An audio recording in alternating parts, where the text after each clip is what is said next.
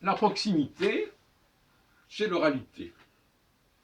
La distance, l'éloignement, c'est l'écrit. On écrit une lettre à quelqu'un qui est loin. On parle à quelqu'un qui est proche, notre prochain.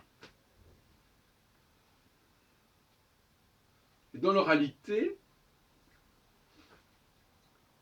il y a moins besoin de développer certaines choses par le langage, parce qu'il y a le contact, il y a la présence, alors que l'écrit, c'est l'absence. Il y a une gestuelle, on sait qui parle à qui fait quoi.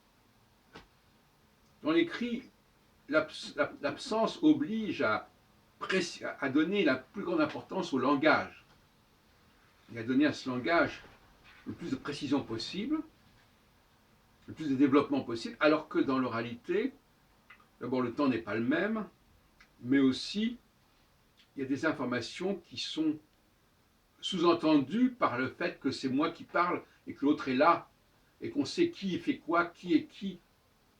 Alors que dans l'écrit, on ne sait pas de qui on parle, de qui il s'agit. D'où les impostures. Alors, je voudrais vous relire à ce propos Jérémie 31. Je prends mes lunettes parce que c'est un texte qui est écrit en tout petit.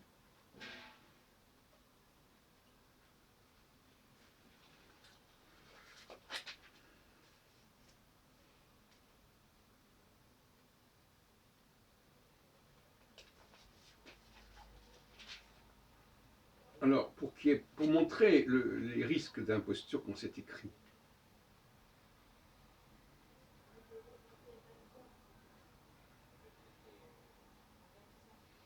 Jérémie 31, verset 31 et suivant. Voici que les jours viennent, déclare l'Éternel, où je conclurai avec la communauté d'Israël. Décidément, ça ne va pas sans lunettes. Et la communauté de Juda, et où il parle des deux communautés, une alliance nouvelle. Elle n'est pas comme l'alliance que j'ai conclue avec leurs ancêtres, le jour où je les ai pris par la main pour les faire sortir d'Égypte. Eux, ils ont violé mon alliance, alors que moi, j'étais leur maître, déclare l'Éternel. Mais voici, verset 33, l'alliance que je ferai avec la communauté d'Israël après ces jours-là. Après ces jours-là, c'est-à-dire, en réalité, quand viendra le jour. C'est mal traduit. Déclare l'Éternel. Acharat Ayamim. Je mettrai ma loi à l'intérieur d'eux, je l'écrirai dans leur cœur, je serai leur Dieu, et ils seront mon peuple. Personne n'enseignera plus son prochain, ni son frère, en disant « Vous devez connaître l'Éternel », car tous me connaîtront depuis le plus petit jusqu'au plus grand d'entre eux, déclare l'Éternel. Vous voyez, ce texte, il s'adresse uniquement aux Hébreux. Il n'est pas de question d'une nouvelle alliance qui serait adressée en dehors du monde hébraïque. Ce que veut nous faire croire les évangiles, l'évangile. Ça, c'est une imposture impardonnable. C'est un faux. Alors, je reviens sur ce point parce que dans les évangiles, il y a deux choses qui nous choquent.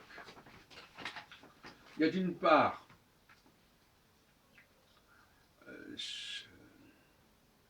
cette affirmation que le temps de l'alliance est arrivé, la nouvelle alliance, alors que chez Jérémie, il est dit ça se produira un jour.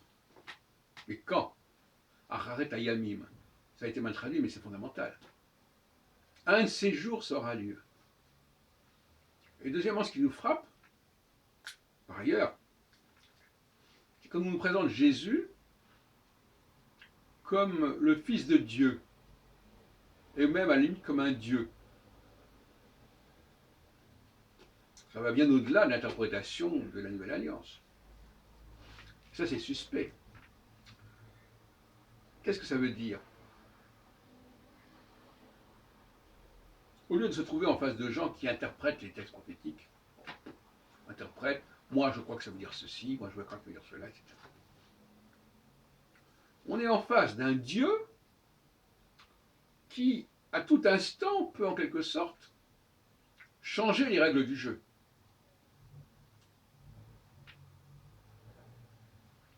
Alors on nous explique, les catholiques aujourd'hui nous expliquent, que vous comprenez, comme les juifs ont refusé le message de Jésus, eh bien, on a décidé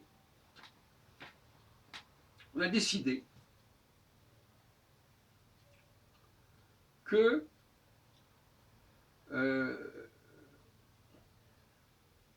ce serait la fin de cette alliance, et que désormais l'alliance serait avec d'autres. D'où le contenu, le fond de l'épître aux Éphésiens. C'est une imposture, c'est même un coup d'État théologique dont il s'agit. On va faire un coup d'État théologique. C'est-à-dire, Dieu intervient, ou on fait intervenir Dieu en disant « Ah oui, mais attendez, vous n'avez pas fait ce qu'il fallait, vous n'avez pas dit ce qu'il fallait, donc cette promesse de Jérémie n'est plus valable. » Parce que quand Dieu s'est présenté, vous ne l'avez pas reconnu. Ce n'était pas du tout ce qui était écrit dans Jérémie 31, 33. Au contraire, il est dit vous ne pourrez pas désobéir, vous ne pourrez pas désobéir. Ce qui correspond à une sorte d'infaillibilité, au fond. Puisque ça sera en vous-même, ça sera vous-même. Vous ne pouvez pas désobéir à vous-même. Vous voyez bien à quel point on est dans le contresens par rapport à l'esprit de Jérémie 31.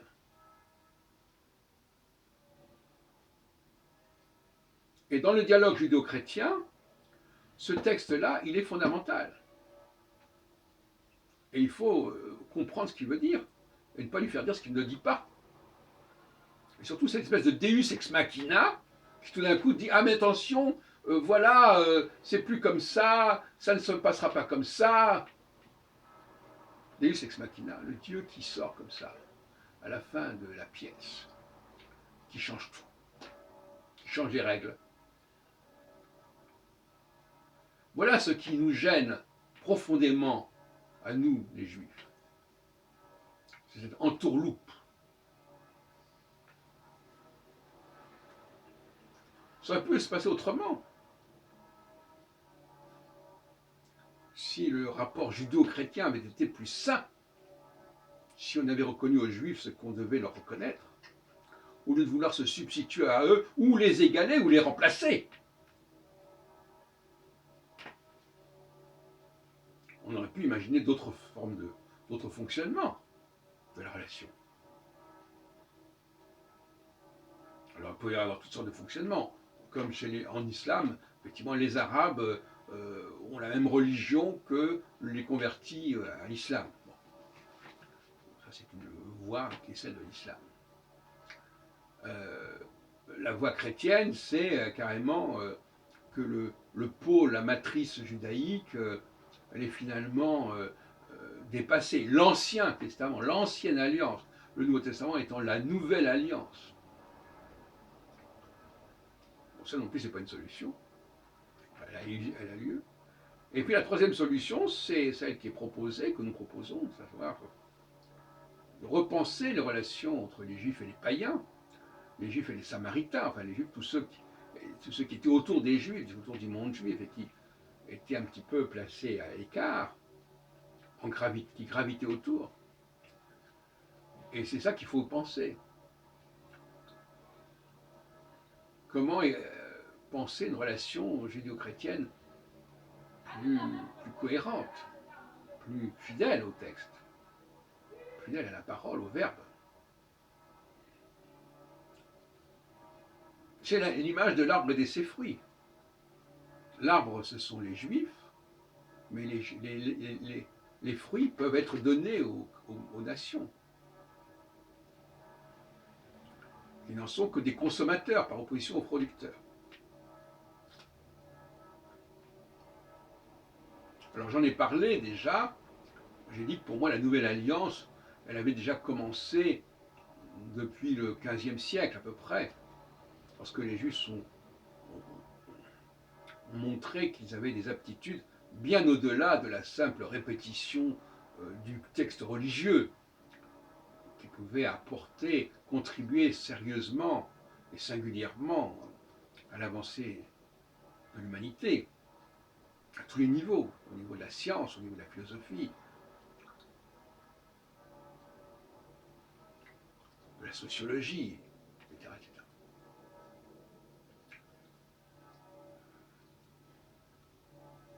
Voilà, c'est sur ces bases-là que le dialogue judéo-chrétien devrait être désormais envisagé.